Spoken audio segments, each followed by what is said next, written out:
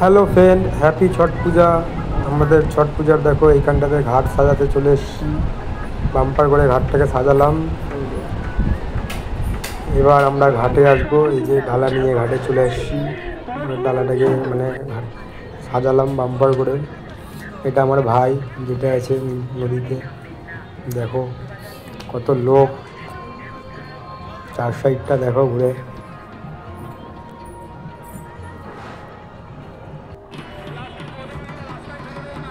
একটু পরে আরও ভিড় হবে, আমরা একটু তাড়াতাড়ি চলে এসেছি তো। এবার আমি একটু জলে নামি, যে জলে নামলাম একটু মানে কি বলে ধূপকাঠি মোমবাতি প্রদীপ জ্বালাতে হবে তো, তাই নামলাম এখন। এবার সবাই জলে নামবে এখন, মানে মা মাসি দিদা সবাই জলে নেমেছে, আমিও নেমে গেছি ওদের সাথে। দেখো এই যে